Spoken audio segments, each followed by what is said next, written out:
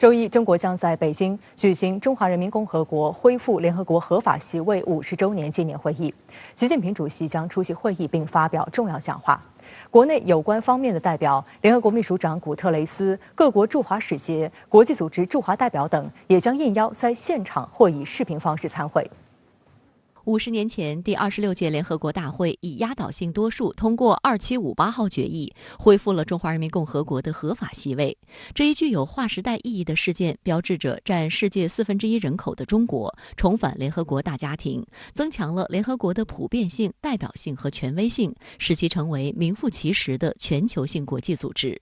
50年来，世界格局和国际关系历经复杂深刻演变，中国在联合国一直发挥着稳定器的作用，成为世界和平与发展事业的中流砥柱。9月21号，国家主席习近平在北京以视频方式出席第76届联合国大会一般性辩论，并发表重要讲话。习近平指出，2021年对中国人民是一个极其特殊的年份。今年是中国共产党成立100周年，今年也是中华人民共和国恢复在联合国合法席位50周年。中国将隆重纪念这一历史性事件。这是一个具有划时代意义的大事。首先一点呢，它是增强了中小国家维护自身权利、维护正义的这样的一个决心和行动。因为我们知道，中华人民国回到联合国是经过很多发展中国家、中小国家齐心合力努力的结果，而在这个斗争中呢，同美国等西方国家进行了较量，这就说明了联合国是一个能够伸张正义的地方，提升了联合国的威望。事实上，自重返联合国舞台的那一天开始，中国一直是多边主义的坚定支持者，将反对霸权主义作为一项重要的外交斗争。而随着国际格局的演变，中国综合国力提升和国际影响日益增强，中国旗帜鲜明地反对联合国框架外的单边主义行径，反对搞单边制裁和长臂管辖，坚决反对任何我行我素、唯我独尊的行径，任何搞霸权、霸道、霸凌的行径。近期，习近平主席多次提到真正的多边主义。第76届联大一般性辩论上，习近平在发言时强调，世界只有一个体系，就是以联合国为核心的国际体系；只有一个秩序，就是以国际法为基础的国际秩序；只有一套规则，就是以联合国宪章宗旨和原则为基础的国际关系基本准则。当前国际社会仍然有诸多不稳定的冲突因素存在，大国关系也有滑向恶性竞争甚至分裂冲突的潜在风险。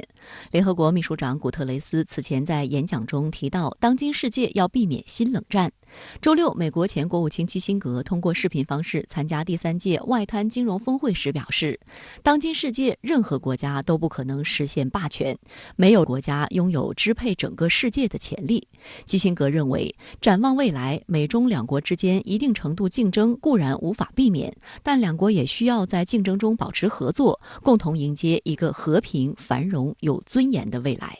中国以实际行动来推进自己的和平外交政策。中国呢会加强与世界其他国家的合作，同时呢在解决世界热点问题上，中国也会做出越来越大的贡献。中国会以实际行动来赢得世界越来越多国家的支持和理解，这样的话就会形成一种国际上会形成一种对冷战思维进行有效阻止的这样的一种态势。另外一个方面呢，我们中国在实施和平外交政策的同时，我们也要加强自己的国防力量。1971年10月25日，联合国大会通过2758号决议，中华人民共和国在联合国的席位和一切合法权利得以恢复。联合国及其所属机构驱逐了台湾当局的代表。台湾作为中国领土不可分割的一部分，根本没有资格加入联合国。这一铁的事实不仅是国际社会的广泛共识，更得到一系列国际条约和协议的确认。然而，外界注意到，就在2758号决议届满50年之际，美国总统拜登却在近日在被问及台湾问题时宣称，美方对台有承诺。白宫官员随后又称，美政策没有改变。同时，美国国务院某些官员无理指责中国所谓滥用联大2758号决议，将台湾排除在联合国活动之外，鼓吹推动台参与联合国活动。另一方面，台当局近期也接连歪曲联大2758号决议，声称这个决议案没有决定台湾代表权，甚至里面连台湾都没有提到，叫嚣争取参与联合国是全民共同期待。有关言论罔顾事实、混淆视听，本质就是要在国际上制造一中一台，公然挑战一个中国原则，是对中方严重的政治挑衅，也是对国际法和公认的国际关系准则的恶意歪曲。另据香港南华早报报道，美国国务院周日发布声明，美国国务院方面和台湾外事部门周五通过视频形式举行了 High Level Representative 即所谓高级别代表会谈，商谈所谓扩大台湾参与联合国及其他国际事务议题。声明称，会谈聚焦于支持台湾提升能力，有意义参与联合国事务。港报认为这是美方打台湾牌，升级美方与台湾关系的最新举动。国台办发言人马晓光周五强调，台湾问题纯属中国内政，不容任何外来干涉。美方多次明确表示，无意改变一个中国政策。我们敦促美方以实际行动恪守一个中国原则和中美3个联合公报规定，恪守在台湾问题上对中方做出的严肃承诺，妥善处理台湾问题，不要向台独势力发出错误信号，不要给台海和平稳定带来进一步损害。为什么美国在台湾问题上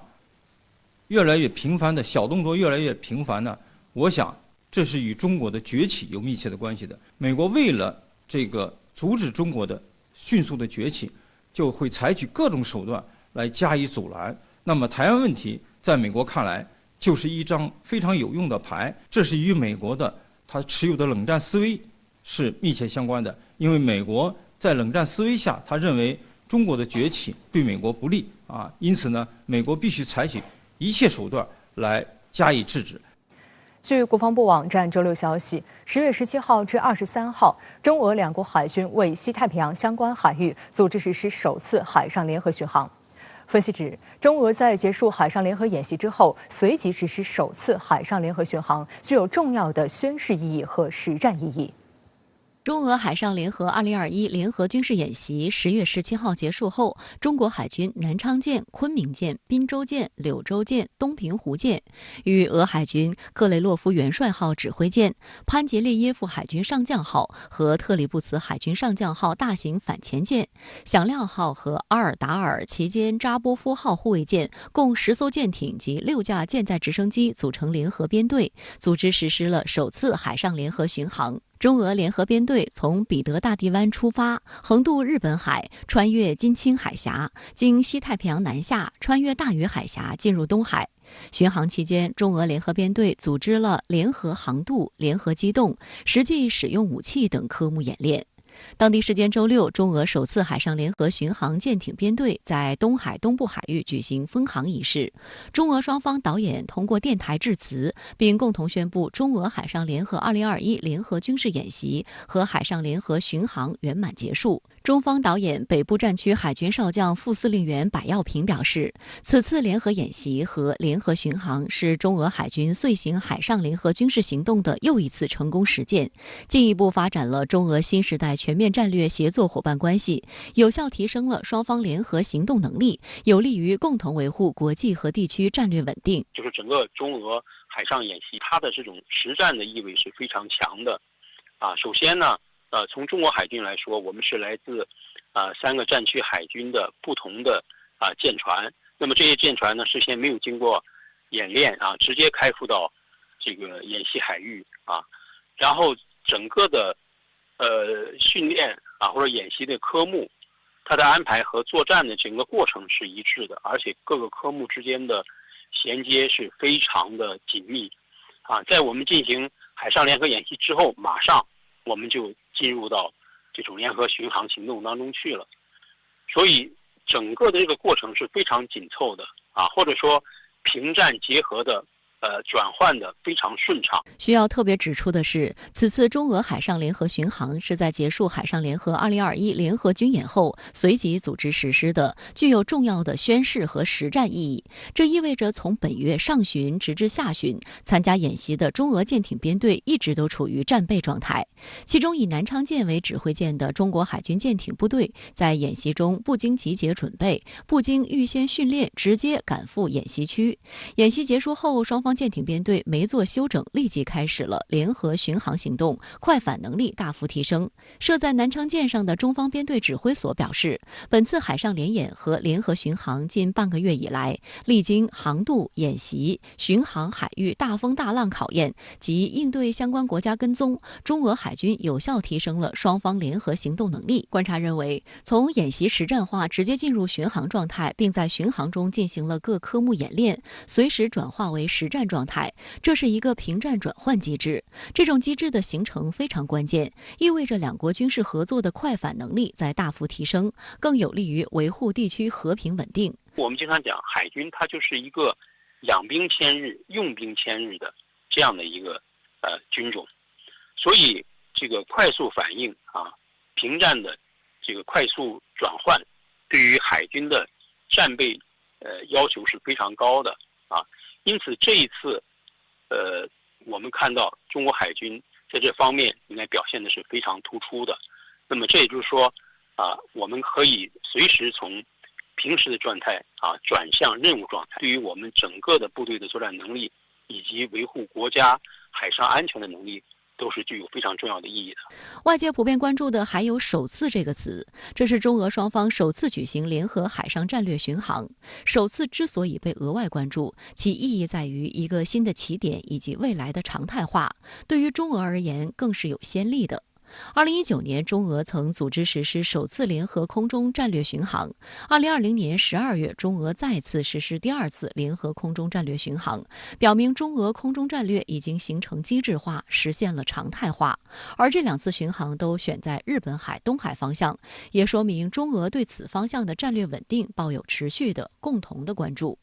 实际上，中俄海上联合2013演习期间，参加演习的中方7艘舰艇通过对马海峡进入日本海。演习结束之后，部分参演舰艇通过宗谷海峡，从日本海驶向太平洋，之后穿过宫古海峡返回东海。这是中国舰艇首次绕日本列岛航行1周。而刚刚结束的首次联合海上巡航，意味着今后中俄空海联合战略巡航都会常态化，而多军兵种参与，意味着中俄联合作战能力的形成，将会形成多层次的打击手段，提升执行军事化任务的能力。这种快反能力可以在应对地区冲突时带来更多的选择。这个海上巡航它作为中俄联合演习的一种新的形式，它很有可能会向常态化这种方向发展。其次呢，就是海上方向，目前也是中俄面临威胁比较多的或者不安全因素比较多的这样的一个方向。那么在这种情况下，我觉得中俄它有必要也有这样一种内在的需要来展示中俄联手应对地区不稳定因素或者安全挑战的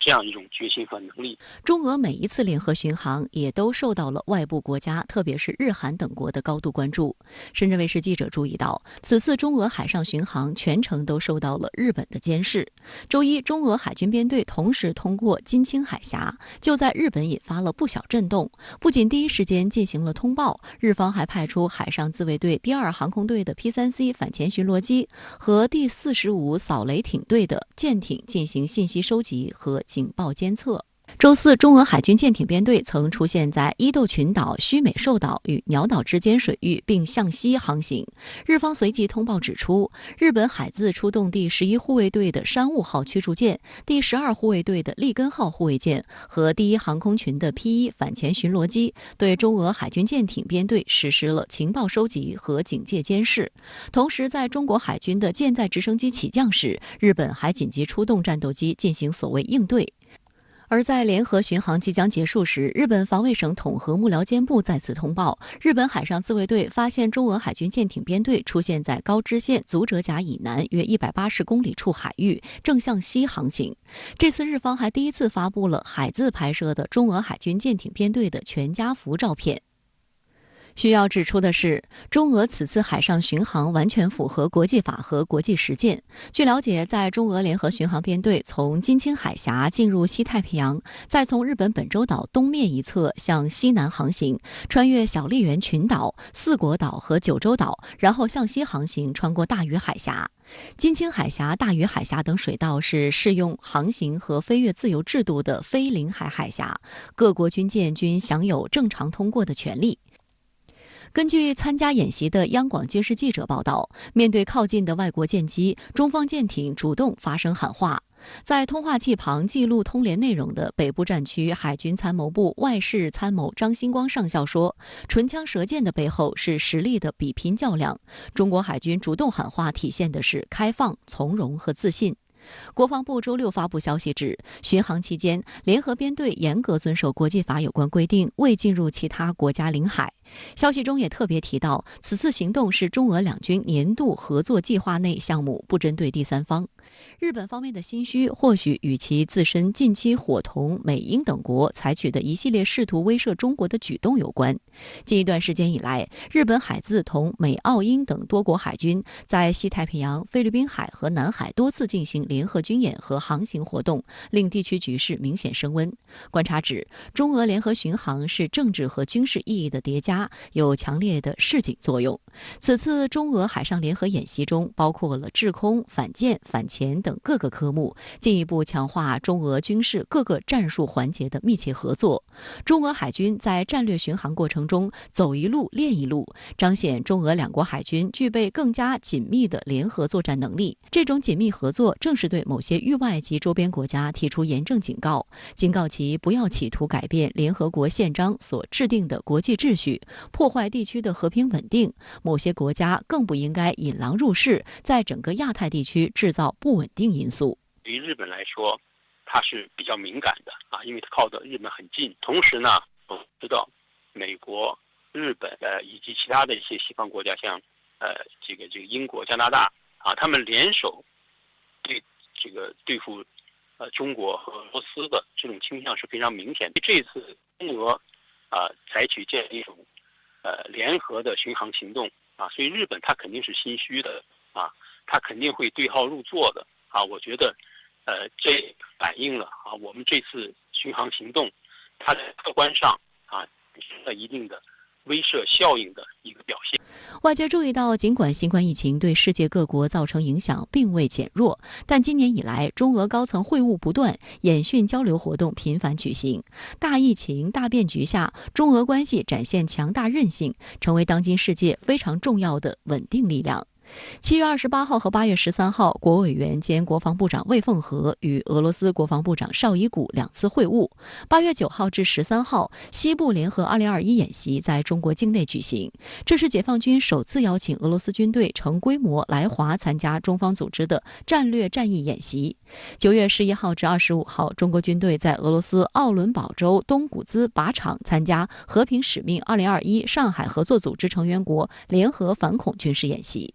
俄罗斯总统普京周四表示，目前并没有建立俄中军事集团的目标。与北约国家不同，俄中并没有建立任何封闭的军事集团的想法。中国外交部称，中俄睦邻友好合作条约签署20年来，在中俄两国元首的擘画引领下，双方始终坚持在不结盟、不对抗、不针对第三国的基础上，发展长期睦邻友好和互利合作关系，始终做世界和平的建设者、全球发展的贡献者、国际秩序的维护者，树立了新型国际关系的典范。中俄两国不是盟友，胜似盟友。好，相关话题马上来连线特约评论员吴畏。吴先生你好。中俄海军首次海上联合巡航本周六圆满结束，这是两军首次在西太联合巡航。那您认为有哪些细节值得特别关注？先说中俄海军编队的力量构成。根据中俄双方公布的情况来看，中俄海军一共派出了10艘舰艇以及6架舰载直升机，这里面的9艘都是中俄海上联合2021演习的既定阵容，唯独多了一艘新面孔，那就是隶属于俄罗斯海军太平洋舰队的克雷洛夫元帅号电子侦察舰。这艘排水量2万多吨的大型侦察船，已经经过了现代化升级之后它已经成为一艘地地道道的指挥舰。它的加入让俄方编队的舰队协同指挥能力得到了质的飞跃，由此中俄联合巡航舰队的阵容也就进一步明朗了。中方编队由万吨大驱南昌舰领衔，组成了一个2驱2护1补的大型驱护远洋编队；俄方编队则由克雷洛夫元帅号领衔，率领一个2驱2护1指的大型驱护远洋编队，两方叠加共同构成了一个同时具备区域防空反导、由海向陆打击、区域反舰反潜能力的综合远洋巡洋编队。这是一支足以让有关国家相关单位彻夜加班、神经紧绷的海上力量。再说中俄编队此次联合巡航的航线规划。中俄联合编队结束海上联演后由彼得大帝湾横跨日本海，直扑津轻海峡，穿越津轻海峡后向东驶入西太平洋海域。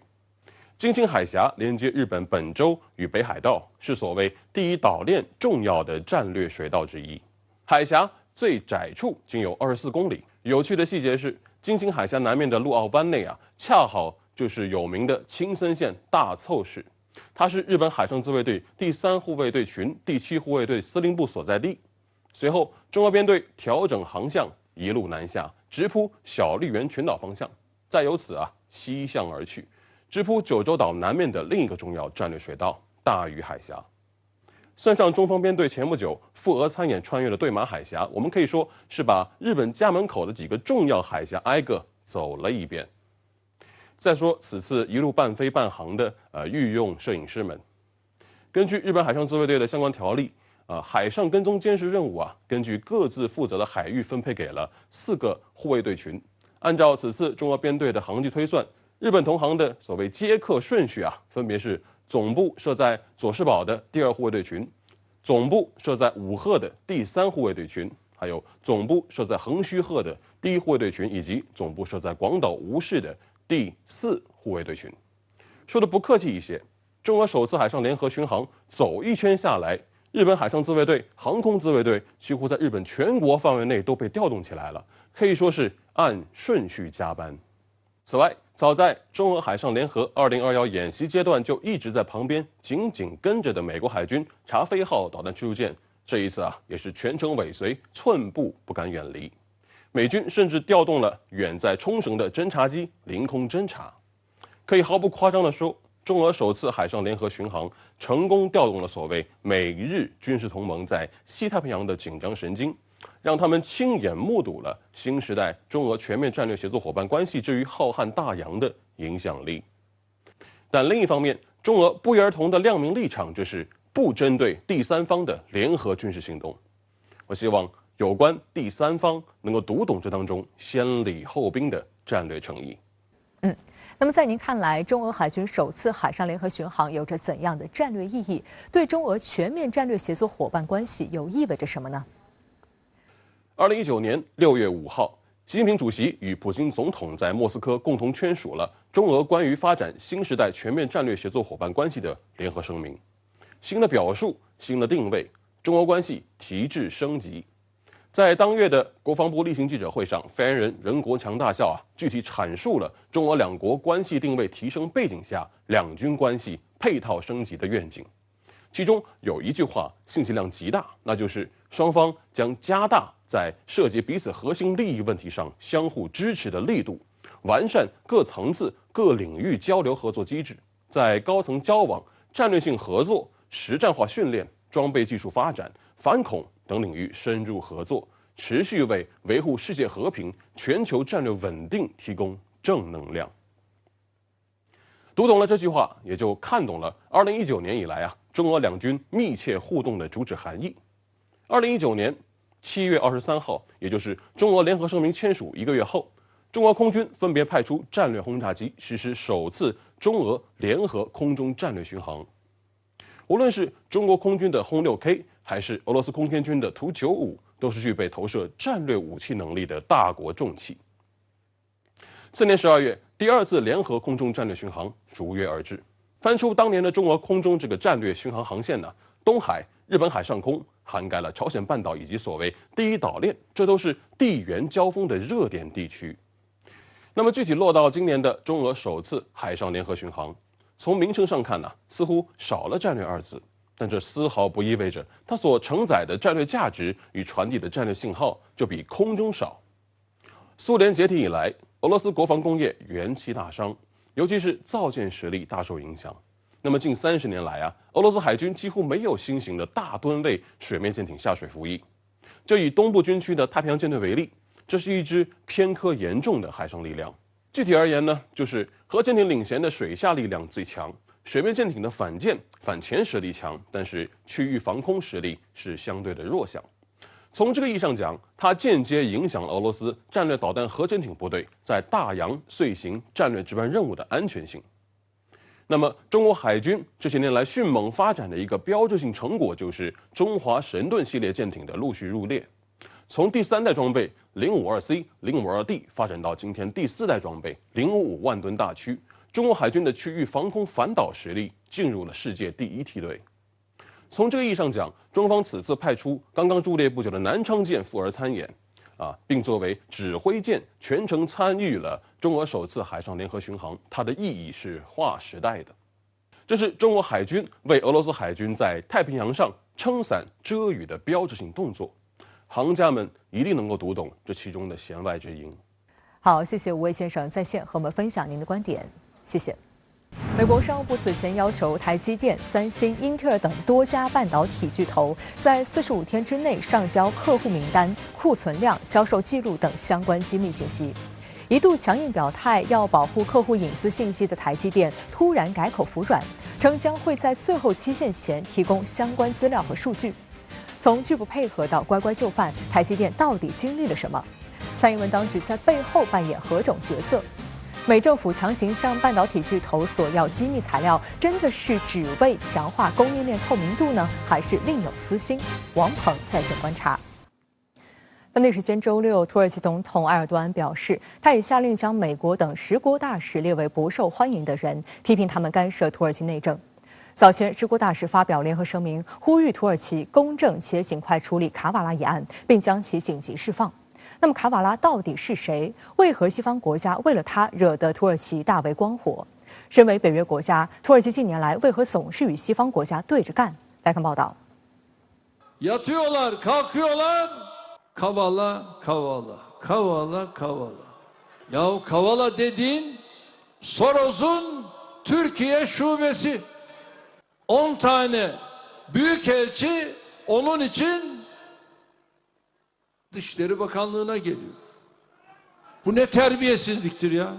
被埃尔多安批评的10国大使来自美国、加拿大、丹麦、法国、德国、荷兰、挪威、瑞典、芬兰和新西兰。当地时间周日，美国国务院回应表示，已了解有关土耳其方面拟驱逐一系列国家大使的消息，因此正在寻求土耳其外交部的解释。截至目前，丹麦和挪威表示，大使馆并未接获土耳其的逐客令。欧洲议会议长萨索利发推特表示，驱逐10国大使是土耳其独裁的标志，欧洲不会被吓到。路透社评论称，其中7国是土耳其的北约盟国。如果驱逐令付诸实施，土耳其和西方国家之间将出现埃尔多安执政19年以来的最深裂痕。土耳其跟西方的关系是非常复杂的，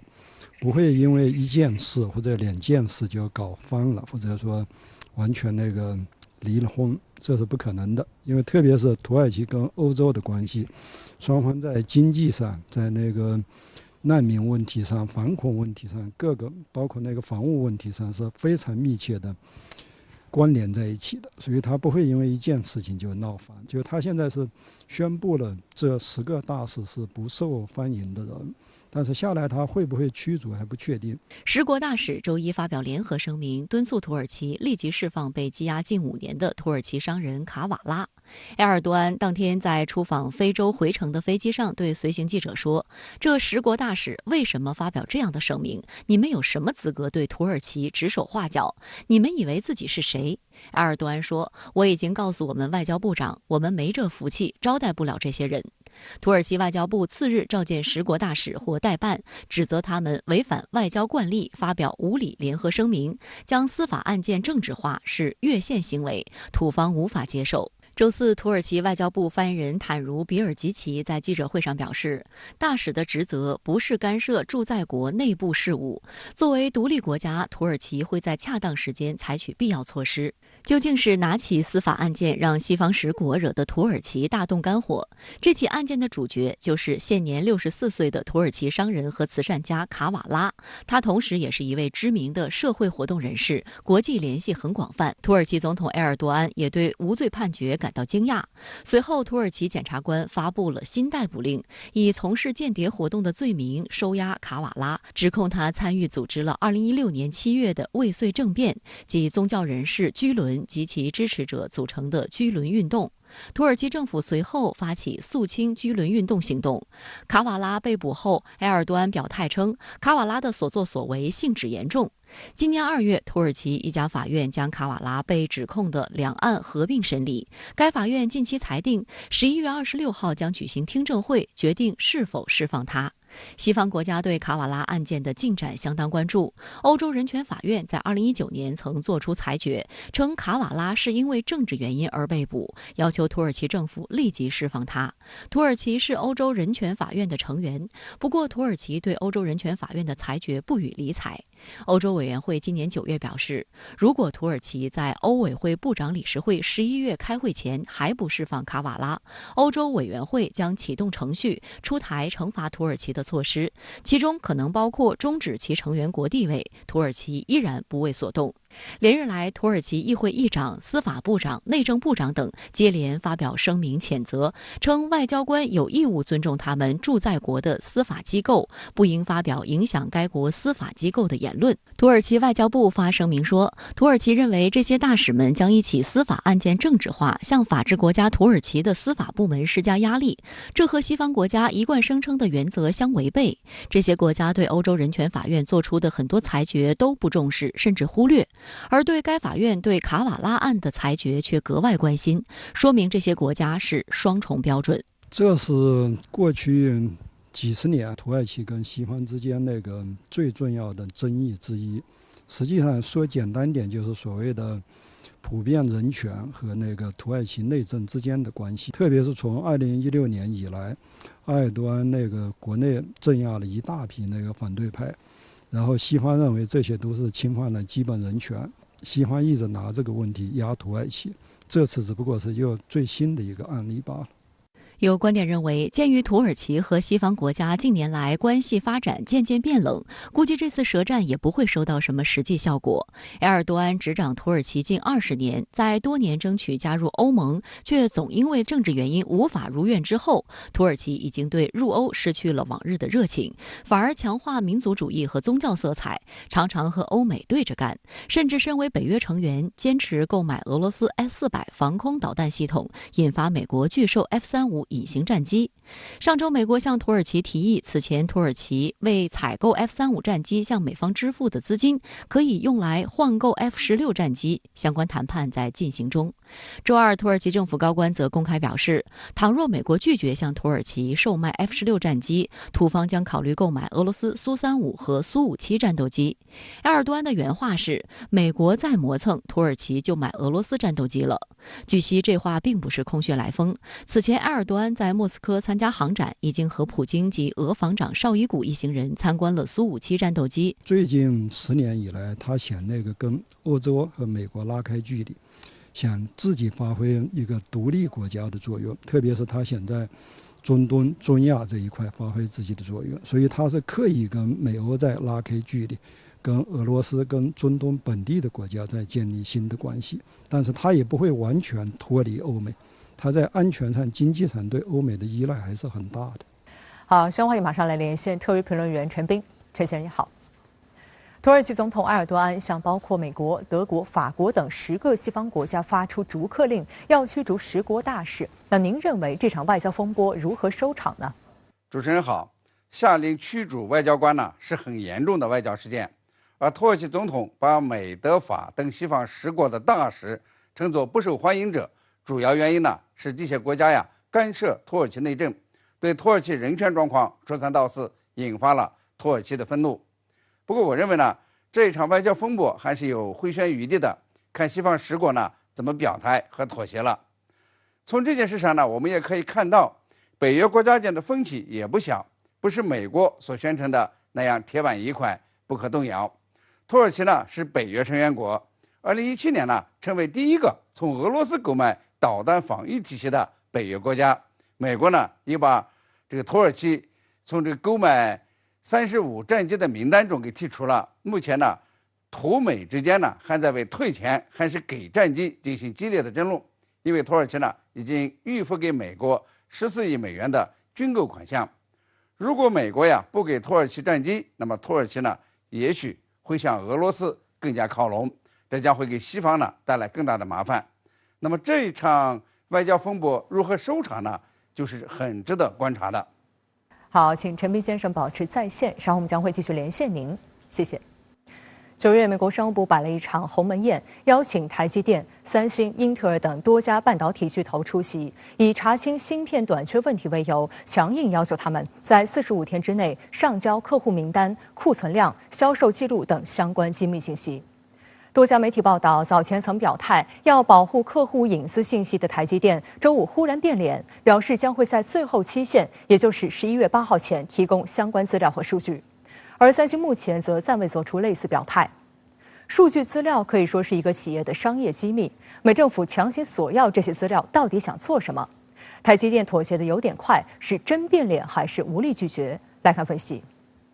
距离美国划定的最后期限不到1个月之际，台湾半导体巨头台积电表态称，将会在11月8号截止日期前把相关资料提交给美国。台积电辩解称，向美国提交资料旨在协助厘清半导体短缺问题。台积电一直以来与所有关系伙伴积极合作，以突破全球半导体供应上的任何挑战。但在此之前，每次被问及是否会向美国提交材料，台积电都再三强调，客户信任是台积电成功的要素之一，台积电绝对不会泄露客户数据等敏感信息。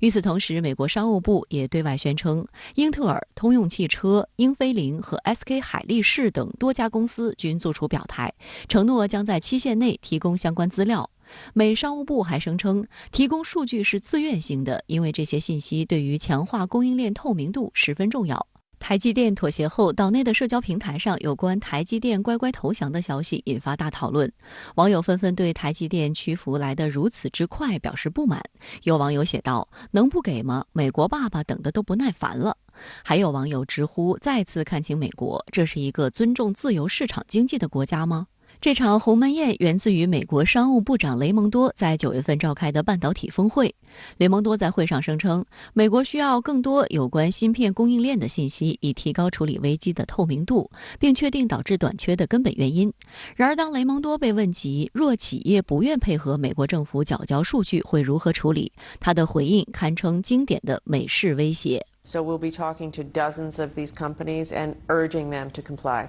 Of course, if they don't comply, then we have other tools in our toolbox to require them to give us data. I hope we don't get there, but if we have to, we will. 美国的要求引发轩然大波，但台积电的转变却值得玩味。9月30号，台积电在回应此事时承诺，一定不会损及客户及股东权益，不会透露个别客户的商业机密信息。10月6号，台积电法务副总经理暨法务长方淑华再度强调，客户是台积电成功的要素之一，台积电不会泄露敏感资料，尤其是客户的机密资料。公司目前正在研究对策。值得一提的是，台湾经济部门负责人王美花还曾替美国辩解称，由于是自愿性的，将交由企业自行考量，台当局则会看情况再决定是否介入协调。我觉得企业应该是会自己考量它什么会公开。此言一出，立即遭怒呛，民进党当局软得比软脚虾还软。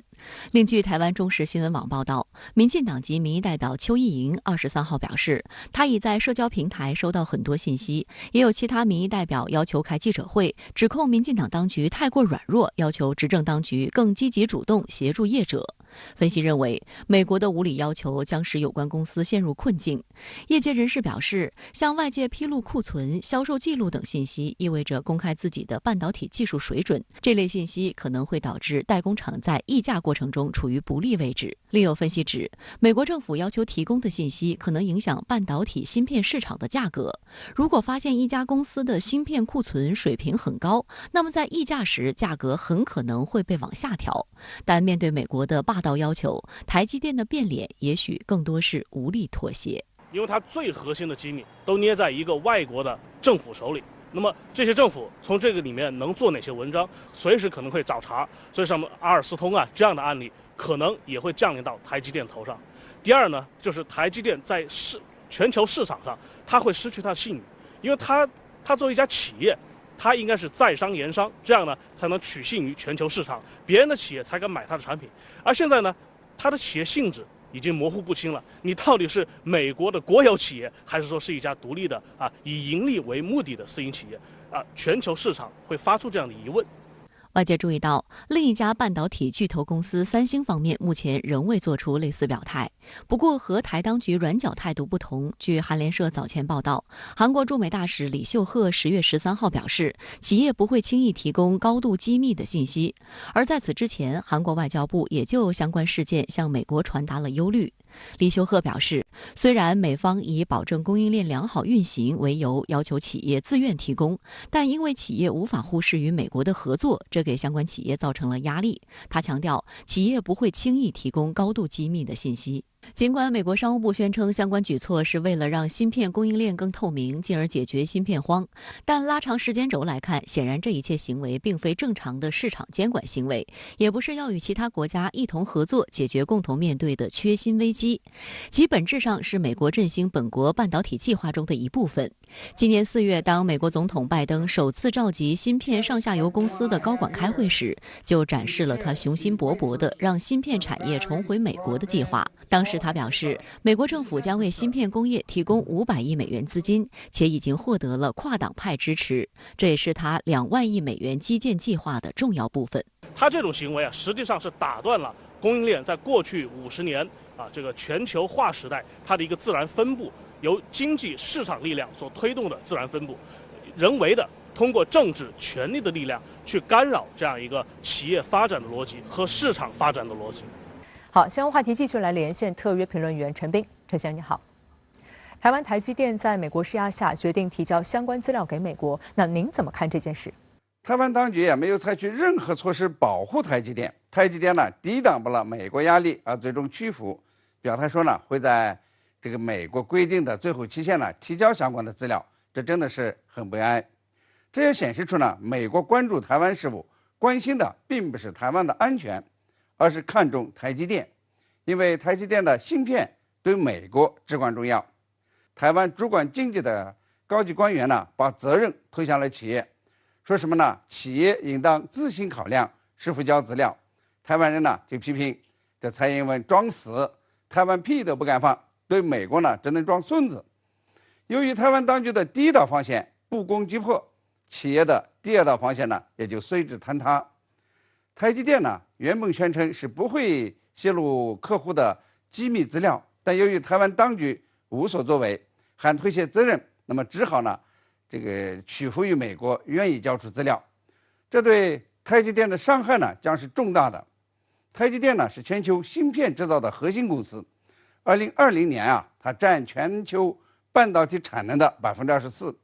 那么在最新款的 iPhone、超级计算机和汽车人工智能等领域使用的芯片之中，台积电的产能呢占到了92%，三星占产能呢是8%。可以说呀，台积电几乎成为先进芯片的垄断者，大部分业务呢都集中在台湾，因此呢，它具有很强的定价权。但是呢，把用户资料和产量信息交给美国，这无疑等于把机密信息主动交到了竞争对手手中，丧失了议价能力，也就丧失了企业的声誉。我个人认为呢，台积电交出数据等于向美国交械，几年以后，美国的相关企业会蒸蒸日上，而台积电呢则会节节败退。台积电的重要性下降，美国呢也就不再像现在这样过分关心台湾事务了。好，谢谢陈斌先生在线和我们分享您的观点，谢谢。